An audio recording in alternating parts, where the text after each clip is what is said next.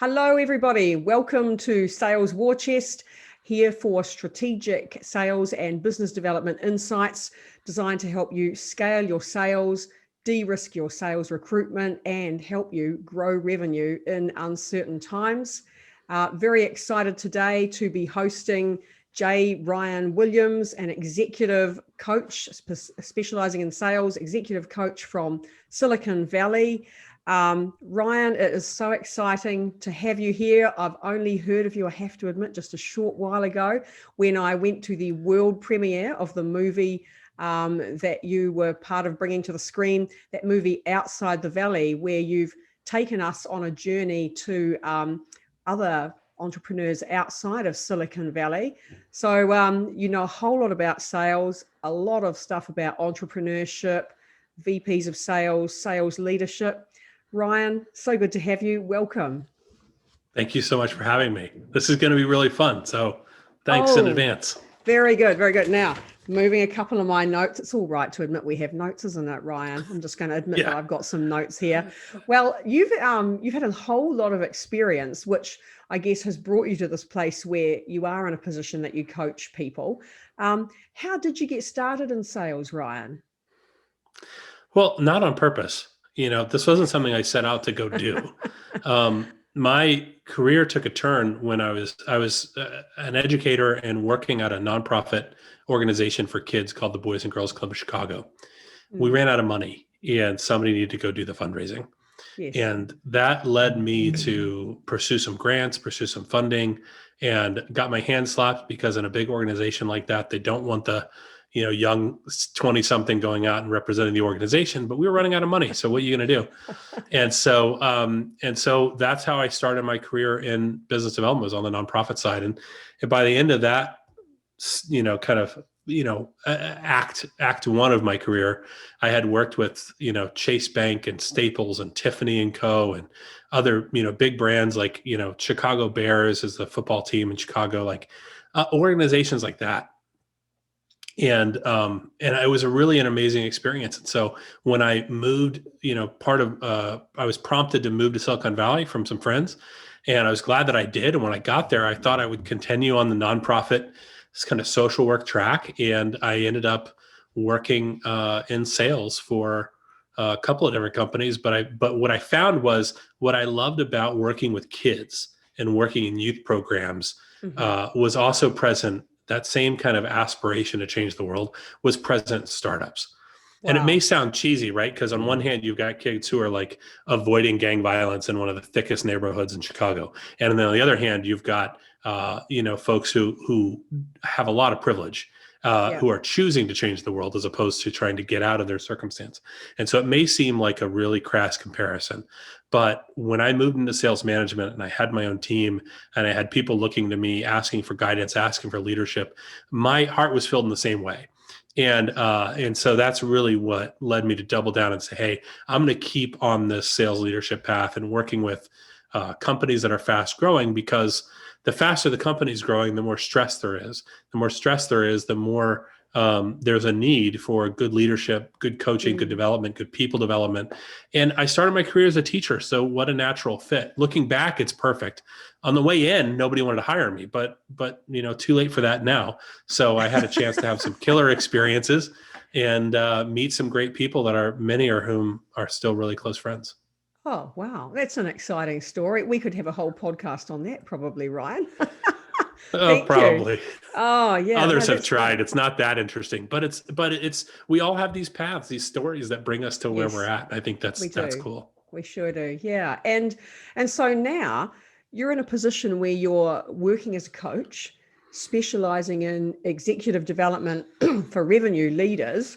That's a really big jump from being a fundraiser, and now you're in this position where you're advising multiple companies and leaders, obviously. How did you come to the point of saying, this is what I want to do, and what brought you to that place? Yeah, that's a great question. So how did I come to the place where I said, hey, this is what I want to do? I was working as a VP of sales at a Y Combinator-backed Series B startup. And that's the job that many people in my field would kill to do. to be able to be making an impact, running a big team. I had just helped the CEO raise a 15 mil round. So it's like, these are real numbers. These are big. This is something going on here. And we were working with clients like eBay and Box and Google and other kind of well-known company names. But when I took a step back and I started to look at where I was at with my career and the parts of my job I liked, and I would say the parts that I love developing people. And the happiest I've been in my sales career, it's been probably a 12-year sales career, has been when I've been working with leaders to become managers. Right. And so having an opportunity to take, an account executive who's doing really well, who says, hey, I'm ready for the next step, and working with her to identify what vertical she's going to run or what strategic skills she'll bring. Since my background is education, I leaned into teaching and training. So I'd previously had run a sales training program for 350 sales reps as a company grew from basically $500,000 to 300 million in sales. And so I got to see what happens to an organization as those changes go about. Wow. And so when I had, this kind of exhausting day in like January of 2017, I was out to lunch with a colleague and she was about to leave the organization to go do something else, and asked me, hey, what are you up to? And I said, well, honestly, I've been thinking about going out and trying to figure out how to do just the parts of my job that I love. I either get a new job and I do that somewhere, or I go out on my own and just say, I only do this. And so executive development is what I call that, whether I'm a executive development consultant for a Series B or C company that's trying to build a team of 20 managers.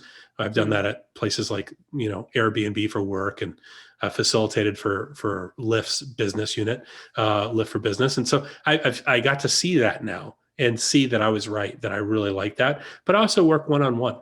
A VP of sales who's maybe Series A company in the same boat that I was in back, a few years prior, to be able to work with that person on what they need to get enough leverage to get to their next career move or get to their next level of the company.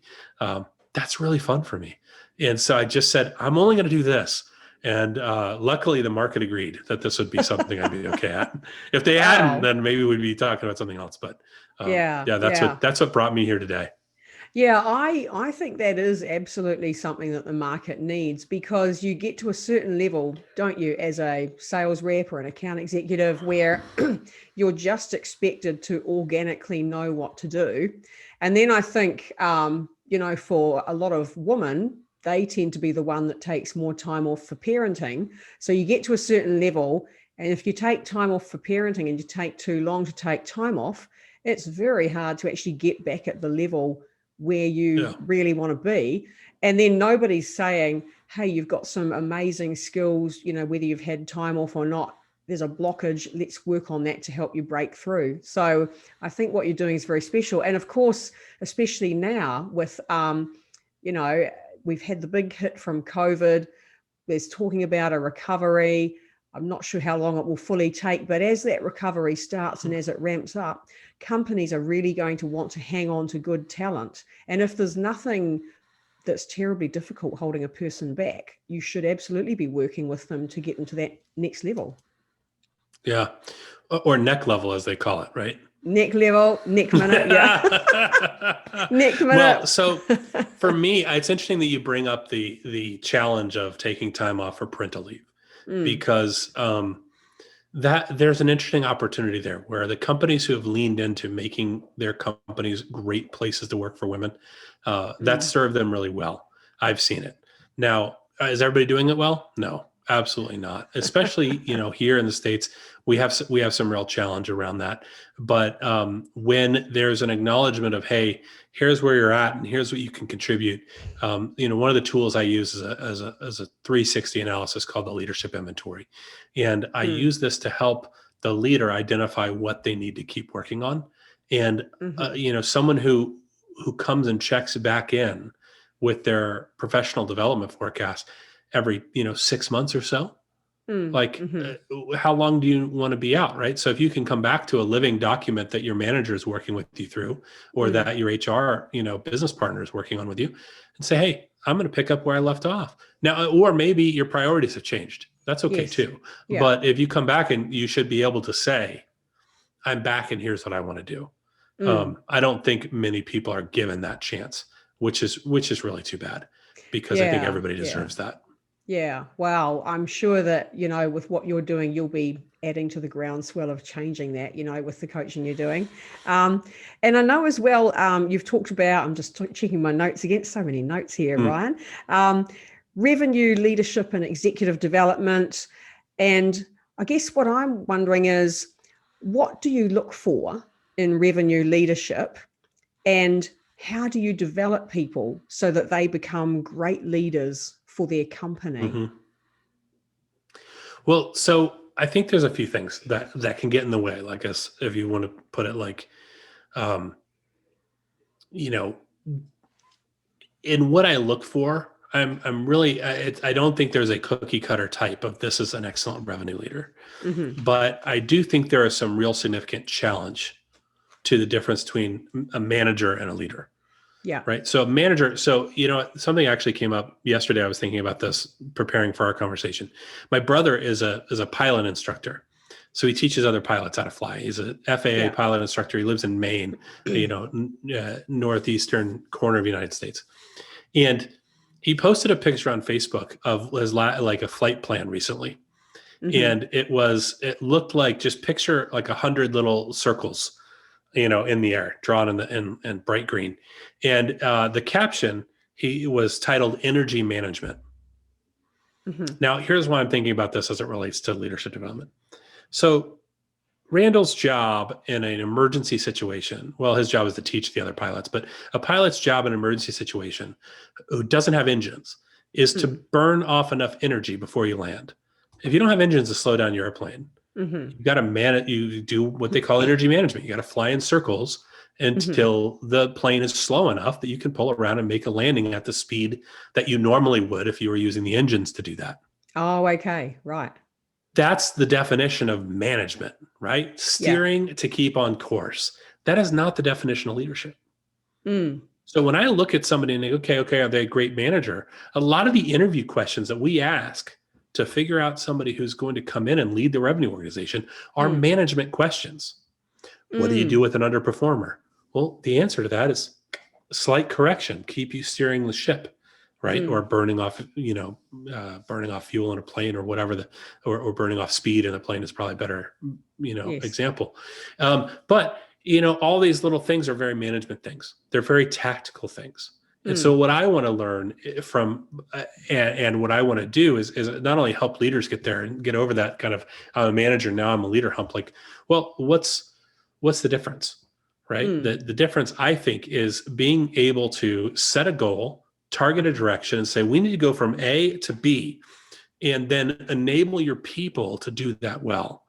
Now, there are a lot of jobs where you need, everyday management, do it exactly this way, or meet this exact standard, or, I'm picturing, people in assembly lines where every part is tooled to the exact millimeter to make it the right size. But that's very different than what we do as sales leaders. To be a sales leader, it's a lot about, hey, I'm going to go point to this hill, and this is the hill we need to climb.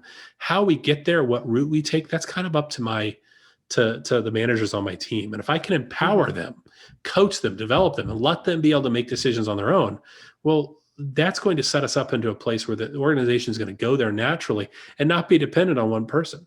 Far too often you have a sales manager, good account executive becomes a sales manager, sales manager becomes a sales director, and a director becomes a VP. And that VP is still doing the things that a first-time manager would do. What's an example of that? Jumping in and closing someone else's deal because you need to get it done this month.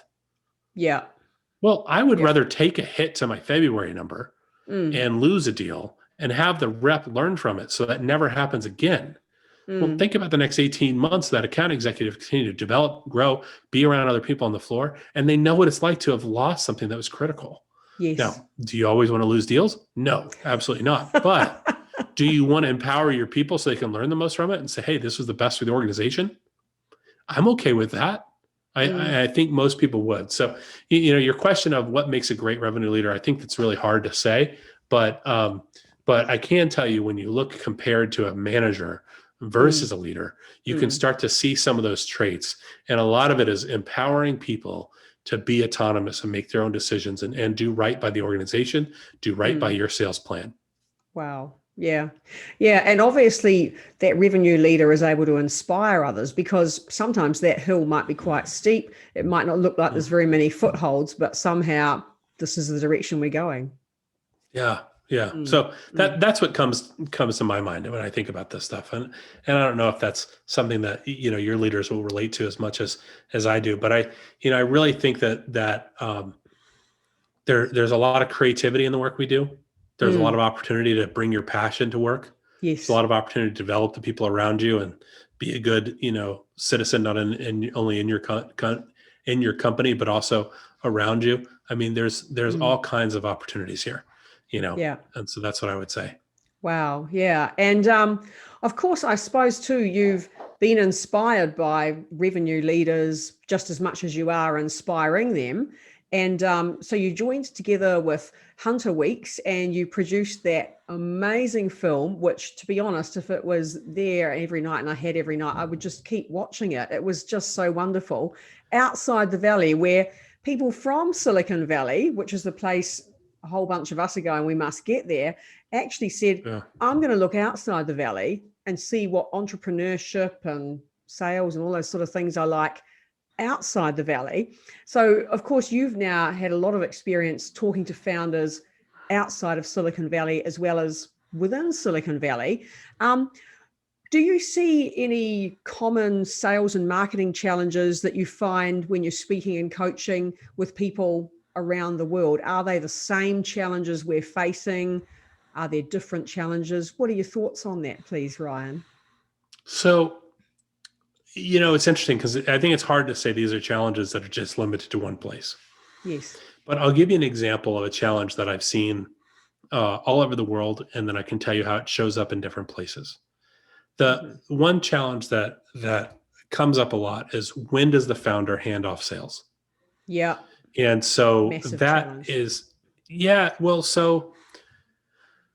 so in some countries, it's, I want to catch up Silicon Valley to get funded by Silicon Valley. So I want to make my organization look as close to Silicon Valley standard as I can. I want the VCs to look at my site, to look at my product, to look at my people, and not know that we live in Uruguay, or not know that we live in Portugal. And I think there's some real challenges to that. One of those challenges is depending on the market that you're in, you might not be conditioned to think as big as somebody who's in a bigger market, right? You ask a New Zealand company, you say, hey, to a Kiwi founder, what do you have to do to double the company size or triple, or what's your growth plan? Many will say, probably 50-50, I've heard the answer, be, well, we're going to expand and we're going to try going abroad. Oh, that's great. Are we going to see you in San Francisco and Seattle, LA? Where are you going? Moving to New York? And they go, well, about half the time they go, yeah, we're going to set up in Sydney. They're going to spend just the same amount of energy to open up Australia as a market, which, what is this, roughly double the number of people? I mean, yeah, Australia is not tiny. Yeah. No, don't get me wrong. I've never been there though, so I'd like to go. If you're listening from Aussie, send me a plane ticket. But what I'm saying is, like, that is one strategy to go and get a bigger market, is to just go ahead and take the country that's closest to you. Another is, I'm going to go halfway around the world and try to sell to an even bigger market, and make sure that my marketing and my sales are compatible with some of the largest markets in the world. If you're in SaaS in particular, it doesn't matter where you sit.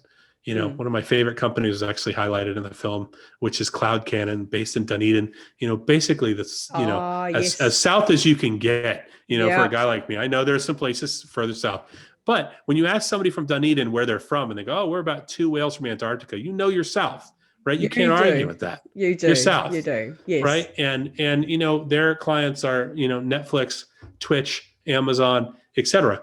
And I would wager a guess that there's a lot of people at Netflix that work with Clyde Cannon that don't have no idea that they're based in Dunedin, and they've never looked it up on a map to figure out that it's, even if they know they're from New Zealand, maybe they pick up the accent or whatnot. They don't know, they don't care. Right. Because the software works, the software is good. And so, what George and Mike have done is made sure their company is compatible with anybody in the world who wants to buy. Right. Or anybody in the world who needs the problem solved, and that results in a sale. Right. I think there's something there. I think that is a hard thing to replicate. So again, to the founder, getting big enough to start to hand off sales. If you're selling enterprise deals, you might be selling 1 deal a year, 3 deals a year, something at lower volume. So for the first 5 mil or so, the founder can do this. I know a founder from Argentina came to the United States, and he basically was the VP of sales for a long time. Wow. Right. Brilliant. And it didn't say I'm the VP of sales. It said I'm the CEO and I'm selling this thing, and then started to slowly expand his team because he was committed to the problem he wanted to solve. He said, I'm going to take the biggest problem out there and solve it for the person who it's the biggest problem for. That's the enterprise for him. That's global 2000 businesses, which means it doesn't really matter if he sits in the States or sits in Argentina. Right? That doesn't matter to him, and in his case, he came to the States and did quite well. But he came to the States for other reasons. Came to the States to find account executives who would think bigger, who weren't as intimidated to ask somebody for $1 million for the software. Where, I was in Singapore 2 years ago. Yeah. And we were flying back and we had trouble with our plane tickets. And we asked the travel agent who had booked them, we said, hey, can you change this ticket? And the change fee was about $300. Now I realize this story always makes me sound like a privileged asshole, but anyway, I'm going to tell you anyway. So we go to change the flights and she won't do it. Oh, and so I, did a little research afterwards, and this was a travel agent who lives in Malaysia and looks it up. I look it up afterwards and I'm like, hey, you know what? The $300 change fee for our flights is roughly 1 month's average rent for someone in Kuala Lumpur. So of course, it seems like a weird number for us to blow that kind of money on aisle seats. It was more complicated than that, but but it was like, on something that would be, look like a convenience, right? As opposed to a necessity. I hear you. And so I tell that story, not just to say that I'm a jerk when I'm in travel.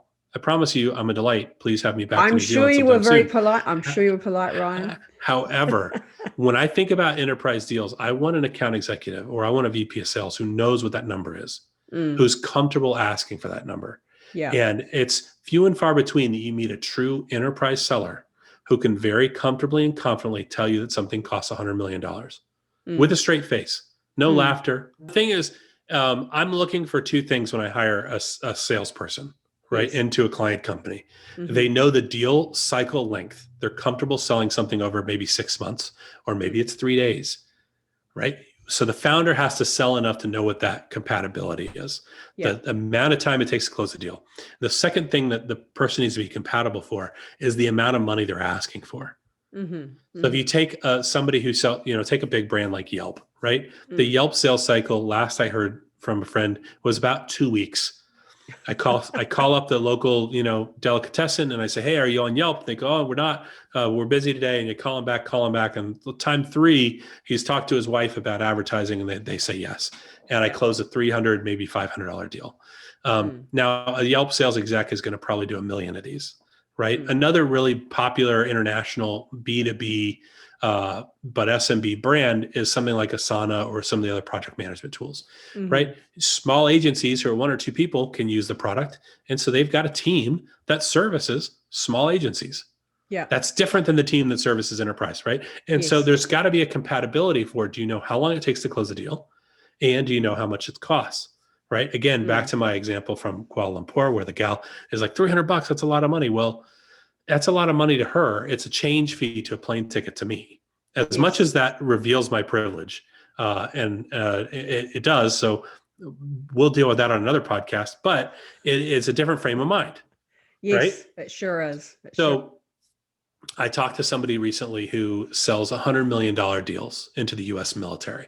He used to sell a chemical testing kit that can tell you whether or not your containers are stable and sound and have not touched chemical weapons. Well, that's a really important thing. And the U.S. military will pay $100 million for that, or whatever the number was. That's the number I remembered, right? And so, so selling big government contracts, there's only one type of seller who can do that. And it's somebody who knows that number has the right amount of value.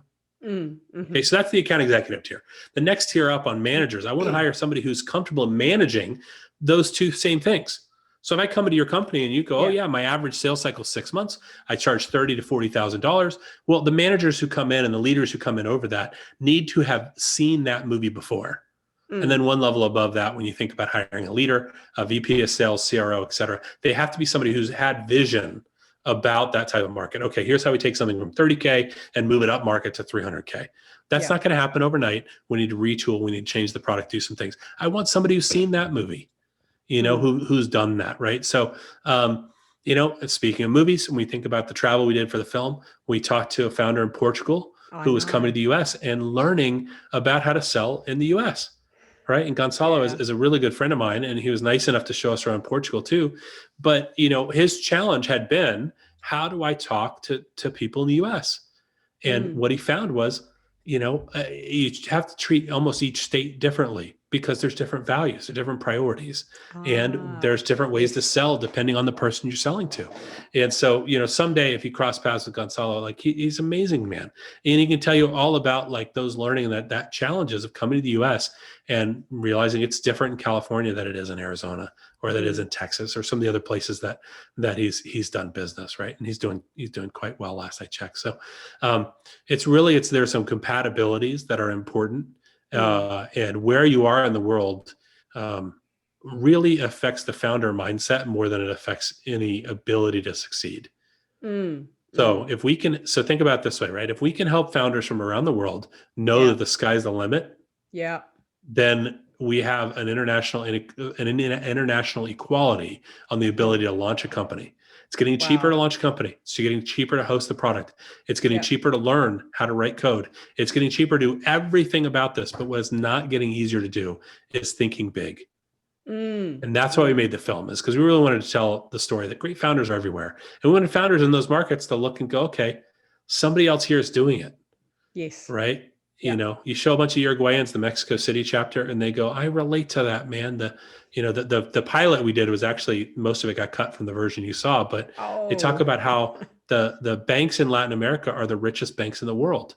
They do credit cards at 80 or 90% APR, right? That's just crazy and I think they're steep here, right?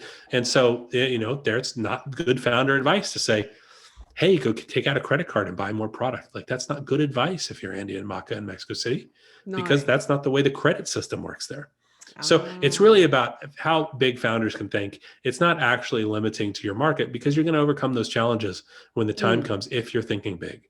Yes. I don't know. I feel like I'm on the soapbox a little bit. Is this helpful? Is this what you wanted to talk about? This is great. This is great, because what I've been working with someone recently about is how to, it's different again, but how to close a sale with a client that you'd really like to work with, and how to actually get that critical question in, but how to say it in a relaxed way, like it's nothing. And that's the same probably as selling large figure $100 million software, is how can I talk about you proceeding with this without breaking into a sweat? It's because I just relax. And also, if I've done a good job as a VP of sales or an account executive or whatever, up until that point, and I've qualified correctly, and I understand what your needs are and all those sorts of good things, then I should be asking that question with confidence, because I'm pretty sure that you're going to go ahead with this.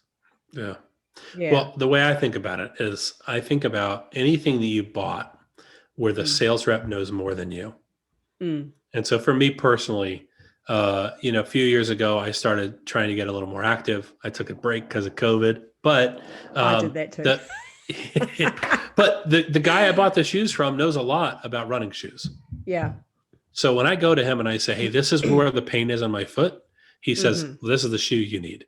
There's something funny about running shoes these days, and TVs too, because they want to make the cost of goods so much cheaper. Both industries are cutting, some critical features off. In the case of shoes, it's the footbed. And so the kid at the store teaches me that I can go buy a more fancy like a sole to slide in there, like this little footbed. He goes, you go buy a nice footbed, and he's selling them for like $20 or whatever. So it might be his upsell technique, but I trust him. He goes, hey, you go buy the right footbed, you use it for 2 or 3 shoes. And now the shoes can get lighter and faster and easier to make, because they cut the expense out of there. My TV has the worst speaker of any TV I've ever heard. It drove me nuts. I bought it from a friend, and I was like, she screwed me. She gave me this TV. It doesn't even work. The kids have to listen to volume 50 to get the dialogue out. And then there's music in their shows. And so now it's like, I'm waking up to like the worst possible music. But You go buy a Roku soundbar for 150 Yeah. bucks. Now Yeah. that $600 TV is only 750, but they stripped the great speakers out. Well, aftermarket speakers has really changed the game for my TV. Okay. So here's two examples of things where somebody had to educate me. And mostly it's the person selling the device or the shoe, that I've learned from. Yes. Okay. So if that's the case, then you as a sales rep need to realize that you have more expertise than most of your clients. If I sell hotel software, yes, and I call the hotel, GM of the hotel, and I go, hey, I want to sell you this app that'll help your travelers check in faster. Well, that GM is going to say, okay, yeah, but I'm going to, he thinks about customer experience. Sure. But how many times has he ever bought software? 5 or 6 times in his career. My SDR does 5 or 6 calls like this a day. So 90 days in, my SDR actually knows a whole lot that they don't realize that they're experts in. Similar challenge, right? So you ask the question, how do you get comfortable with making an ask when the dollar figure is big or the deal is critical? Yes. Well, you got to be comfortable with the fact that you are recommending what's great for the client. Because you know what the client needs. Now, I'm not saying it's easy, but it's really simple. If you're recommending what's right for the client, it's going to be a lot easier to tell them, here's what's going to cost you. Oh, totally. Yeah. Because you're my auto mechanic doesn't hold his breath when he gives me the number. He goes, you need really new brakes. Happy. New brakes cost $700, whatever the number is, right? They tell you the number. Yeah. And there are some things you can actually tell when the sales rep is like, oh, I hope you buy this upgrade. But like for the most part, like if you're selling it to somebody straight, you don't really have to worry about how that's delivered because they're being honest about what they need. Yeah. Yeah. Wow. Yeah. No, I totally agree with that one. And well, there's a couple more questions I'm thinking, but we are getting a bit pushed for time. So bring it. We'll lightning round if you want. Okay. So we got a couple of questions that are pretty critical. The first one was just some of your thoughts that I've listened to on a Sastra podcast about why do 70% of new hires for VP of sales fail? And I'd love to just hear a brief summary, if you can, of what do you think they should have in place before they hire that role, or how could they get around that failure? And then the second question, I would love to ask you a bit about what you see in New Zealand and in entrepreneurs in New Zealand. And obviously anybody, Jacinda Ardern, if you're watching, Ryan is really interested in coming to New Zealand. He could be leading our economic recovery. So we're going to touch on that anyway. So, if Jacinda's watching, she should just check her email because she's got a few from me. Just send a search your inbox and see if you see me in there. Oh, very good. Very good. So VP of sales first. Yes. VPs of sales are really easy to throw under the bus. Oh, in the early stages, running a software company, it's not clear what you need to be doing. Every day may be different. Yes. It's rare that you wake up and you have one metric that matters that day. And the times that you can really consolidate and say, we need X to happen in order for Y, which is our next growth, next fundraising round, et cetera. The times that happens, a lot of times that comes down to revenue. We need to be at $1 million annual revenue, recurring revenue. Otherwise we can't raise a Series A or whatever it is. I don't know if that number is fair anymore, but there's a lot of people who still hang their hat on that. Like, need to get to $1 million, raise a Series A. Outside the Valley, I need to get to 2 million so I can raise a really interesting round because I'm de-risking the American investor or whatever it is. Well, that means there's a little bit of black and white to I need sales to do X amount of revenue. And when that doesn't happen, we don't stop and wonder like, hey, did we wander around? Right? As somebody, you turn the lights off on somebody and without a beacon to walk towards in the desert with no compass, you're going to wander in circles.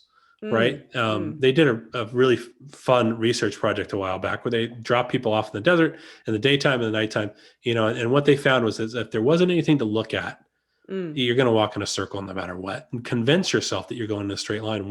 Well, there's a lot of challenges to revenue in the early stages of startups. That's similar to kind of that walk in a circle. And so I don't want to give a break necessarily. I think people who take the VP of sales job, they take it because they like having a number. They like having absolutes. Yeah. Something to aim But if you're for. But if you're a CEO and you hire a VP of sales, and you're hiring that VP of sales on the early side, right? Yeah. Meaning that you're hiring that VP of sales before you have a lot of data from account executives. You're hiring that person and they show up and then you go, okay, what's the sales process? They design the sales process and they go, oh, this is what I need for marketing. This is what I need for product. They're doing the job of product marketing a lot of times. This is what our customer, you know, if they come in and they're like, oh, I got to gather a bunch of customer feedback. Now, if you're in a VP of sales, you do need to meet your customers. Don't get me wrong. But if you're the voice of the customer, you're the one gathering all the customer data, that's product marketing. Yes. And now you're paying somebody a VP of sales salary that may be $300,000-$400,000 a year. And you're asking them to do something that you could have done with a product marketing hire. Yeah. And then 6 months from now, the deals aren't sold. So anytime that person spends not selling is going to cost you money. Yes. Now, if you've got a bigger enough sales team and they spend their time managing, growing, grooming, training their sales team, figuring out what the demo looks like, and then going forth with the demo, well, the demo is something that if they're spending a lot of time in the demo account, that's going to choke off time that could have been spent in the field, could have been developing people. Yeah. Right. So do I still think that 70% of VPs fail? I do. That stat is from Jason Limkin at SaaStr.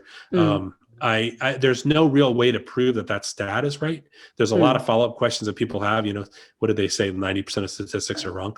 But the thing is this, my friends who are VPs of sales, an equal number have been fired for hitting their number as been fired for not hitting their number, which tells me that something is broken. I think that I want to fix that from the executive development side and get the people who are growing into those jobs all the resources in the world that they can, so that they can actually like go and be successful, get the organizations to where they need to be and manage up better. Honestly, you know, if you manage your CEO right, you know, you hopefully don't have those problems, but, you know, you don't have many VPs of sales that are joining the company at, you know, closing the first deal and staying with them to IPO. That's not really one of those things that happens. No. It happens sometimes, you know, and the CEO staying in the same role happens sometimes. There's a few good examples of that. Yes. But, you know, you back up and you take a wider lens and you realize, like, if I'm going to be the 1 to 5 million guy and come into your organization, well, that first million can't be on the back of one customer.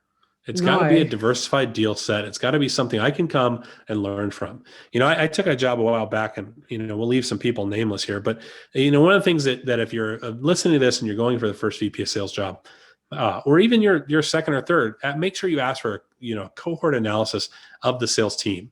So in this case, you know, I was looking at a document that had, you know, let's call it 6 sales reps. It was plus or minus. And I was able to look and say, okay, actually there's no one rep on this sheet who's had a better month, who's had an up month 2 months in a row. Wow. There were some good reps on there, but the revenue was very spiky at the rep level.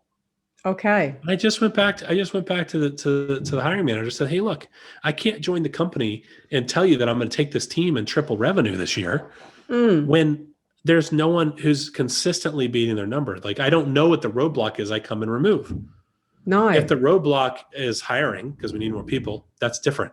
If the roadblock is closing deals, great. I'm going to talk to a couple customers and see if I can come close deals for you. Those are 2 very different jobs, by the way, but they're very straightforward. If it's go make my reps better and not a single one of them is a prototype of getting better every month, there's a real challenge there. And I think, you know, for me, that was a signal like, hey, this is actually a different job. This is going to be 6 months shoring up, getting things right. I need a permission to change the team on the way in. That didn't happen. So it ended up being, hey, I can't hold the number for people that I didn't want to work with. And that's tough. That's really tough. It puts everybody in a bad spot. It puts the board in a bad spot, puts the CEO in a bad spot, puts the VP of sales in a bad spot, puts the reps in the bad spot because they don't know if there's like a knife hanging over their neck or whatever. No. So I think that's a real challenge. So yes, it's still happening. Yes, it still sucks. But I think if you want to fix that, we got to plan the right sales experiments.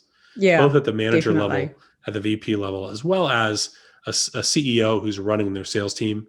This is their opportunity to plan some experiments around like, hey, we'll know that we're right in this market. We can do 10 deals with the same type of company with the same type of rep. There's no magic one rep closing all of our deals. Diversity is usually your friend. You know, it means that there's something there that's working. Yeah. Oh, brilliant. Wow. Yeah.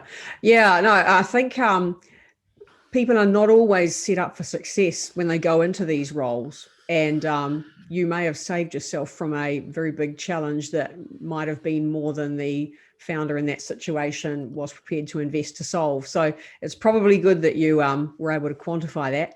Yeah. And I know, of course, well, I felt like you were in New Zealand just with us at the premiere. Of course, you were on Zoom with Hunter Weeks, which is what we're getting used to. This is a Zoom call right now. Plug for Zoom, of course. But you spent some time in New Zealand just before lockdown, and we look back fondly and we can't believe that lockdown happened just a short while after you left. And you made the film Out of the Valley, and you showed us, I guess, your lens of how inspired people from your part of the world find us in New Zealand to be. And that was just a beautiful moment. And I know, of course, you're pretty keen, Ryan, to come to New Zealand. We need an economic recovery. I understand a lot of it's underway. I'm certainly helping with my bit with the sales that I'm helping with. But of course, you know, we're really going to need people that show sales leadership. So you should probably be on the list of critical skills to come into New Zealand right now, especially with your tech experience. What is it, Ryan, about New Zealand and about Kiwis and about Kiwi founders? What is that special thing that you see here that you think we should bottle and push out to the world? Well, thank you for that lead up. Hopefully that's a good commercial for me to be able to come to New Zealand more. I hope so. I know my kids would love it. Emma and Lily will listen to this podcast and they'll be like, Dad, yes, we want to move to New Zealand, sell harder. But the truth is, you know, when I look at companies from around the world and I think about like what the opportunities are, I think there's huge opportunities in Asia, especially in places where, you know, phones have helped more people get online, more familiarity with the internet, which means, you know, that familiarity is going to lead to using more software for everything from, you know, like one of my friends is a CEO of a company that's essentially like Uber for cleaning buildings. Right now, you wouldn't think, oh, that's a huge market. Well, it turns out they're one of the biggest like gig economy jobs in all of Thailand. Wow. Right. So I'm really inspired when I look at that. When I look at, you know, Mexico and the film Outside the Valley, if you get a chance, it's outsidethevalley.tv. Please come check it out. Watch the trailers. Absolutely. There's actually, you know, little known fact is that churro.tv, you can buy a download of the film and watch it as much as you want. Not many people know that. That can be for you and your audience to know. I think that you don't have to wait for the next event. Yeah, but please do check that out. And I think we regionalized the pricing too. So hopefully we're giving you a good break with the exchange rate of the dollar right now. Wow. But you go on, you watch this film and you see that in Mexico City, you know, we've interviewed 3 amazing women that are e-commerce entrepreneurs. 2 at the early stage in beauty, 1 at the later stage, which is the company Ben and Frank's, which is, you know, a funny Benjamin Franklin reference to the bifocal. He invented the bifocal, and so they named the company after him. And so even though it's a Mexican company and they focus on Latin America, their name is Ben and Frank, and their founder is absolutely great. And so anyway, but why do e-commerce now? Amazon's had a 20-year head start because it doesn't matter. You could take 20 years of learning and go do it now. Right. So this is a long lead up back to what the answer you're looking for. What makes New Zealand so special?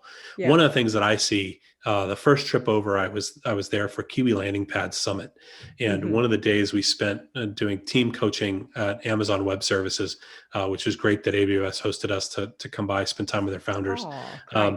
And I kept meeting, you know, example of companies that were further along than I thought they would be. So their sales questions would make them sound like they're really underdeveloped as a company. But when you ask other questions about how the market is going or how the company is structured or what roles they've already filled, and it's like, man, you're acting like a late Series A, you know, company in the US. And it wasn't until the second trip, coming to Wellington, as a matter of fact, I spent time with JD Trask, and JD was talking about the VCs that he met in the US. He was in Seattle actually for a bit, and he'd meet these VCs who'd say, "Wow, your internal structure of your company is really sound. What's, you know, where we look at American companies and it's growth at all cost." And so, you know, hearing that validation point when I first met JD really was a big message for me that this is something that's worth kind of looking at and leaning into a little bit and understanding better. And although I would say that there are some lacking business development and sales skills if we overgeneralize across, you know, especially in the SaaS space, But the New Zealand companies that have said, let me get this first deal right, figure out. Here's an example. There's a US company I know of that never built their refund system because they just assumed anybody who buys their software is going to keep it for 20 years.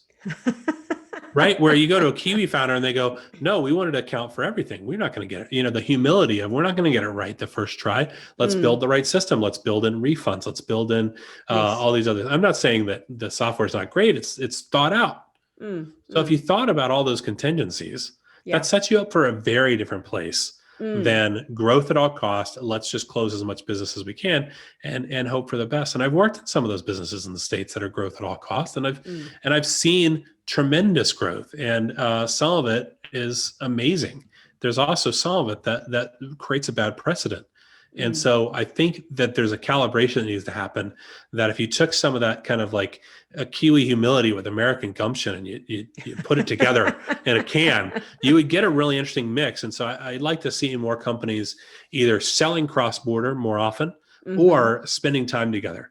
More, you know what? I would love to see more Kiwi companies come through US accelerators. My favorite example is actually when I first started investing, I met Sam from Melodics, and Melodics is a really fun company up in Auckland that does some music learning, software and some plugins and things, and it's super brilliant software, but super nice founder, an awesome founder. I met him when he was in the States doing 500 startups. And then to check back in with him and meet him again for the film and see kind of how things have changed. It was a real blast to like have that kind of like, okay, 3 years later, check in. How are you? What's going on? And we sat down and had some lunch. He taught me a little bit of Te Reo Maori, and like we had a great time. But when in the US, it's like, hey, we did this accelerator, we raised money, we got on stage and we asked for money at demo day. That is a crucible experience for founders that I don't see outside of the US accelerators. I don't see that in other accelerators. Now, I've been to 22 accelerators in 14 countries. So we're running out of like people to tell me that I'm wrong about this, but it's not that same high stakes. Oh my God, I'm raising money for my startup that I see at YC demo day or 500 startups demo day. And sure, things are changing in the Zoom world and the COVID world, but just in the ability to say, we're going here and we need you to back us because we're going to get there and you're going to miss out. That's one of those qualities that's like, it leans itself pretty heavily to like kind of American entrepreneurship, right? So I think it's a language. I think at some point we just call it a language translation problem. We just say, hey, this is what you say. Right. This is just the language of startups, the same way that all the founders I know in Mexico speak brilliant English because they have to. I'm sorry that they have to, but I'm glad that they do. Otherwise, they'd get left behind. And I don't want that. Yeah, I agree. Bottling some of that American gumption with the Kiwi humility would be a groundbreaking way to go forward. Yeah. Well, Ryan, if you have a chance to spend time with Hunter Weeks, the director of our film and my co-founder on Churro Media, he always says that if they let us in, it's going to be more him than me because he already has the Kiwi humility kind of built in. But brilliant. I can't turn the sales off, right? So he's like, you're still talking. You like to hear yourself talk. But there's certainly something that we both recognize and really valued and just absolutely fell in love with. New Zealand's a very special place. It's full of people that are very balanced in the way they think about business, the way they think about, elements of social life. The amount of equality that I've seen in New Zealand is one that really inspires me. Now I know that everybody's trying to figure it out. I know that inside you may not necessarily feel like everything is perfect or lined up. But like, the truth is when I look from the outside, I see a country that's getting a lot of stuff right. I think there's a lot of opportunities to go abroad though, and reintegrate now. So it'll be interesting to see how the recovery goes and how you work things out. We need to get the bubble a little bit bigger. New Zealand also has, something like 200 EHF fellows that have global impact visas that can't come to New Zealand at all. And also something in the case of several hundred, if not 1,000, investor visa applications that are waiting at the door for INZ to say, okay, it might be okay to have some more angel investors here. Now, are there challenges with that? Absolutely. But there are some ways to really drive the tech economy if you want them. Wow. And I'll leave it there. Oh, Ryan, well, awesome to have had you on Sales War Chest. And I would love to actually host you back another time, because I would just love to hear more of your insights and have a few more conversations about how we can make sure that new hires for VP of sales and new BDMs actually get on board and get things pumping a lot better. That's my passion too. But Anytime. Thanks for being, definitely. And thanks for being part of Sales War Chest. Everybody, thanks for listening in. And little plug for Ryan, if you would like to be coached by Ryan, you've got your own website, haven't you? jryan.coach. Super simple to find. And everybody, join in again for Sales War Chest for more insights on strategic sales and business development to help you grow revenue in uncertain times.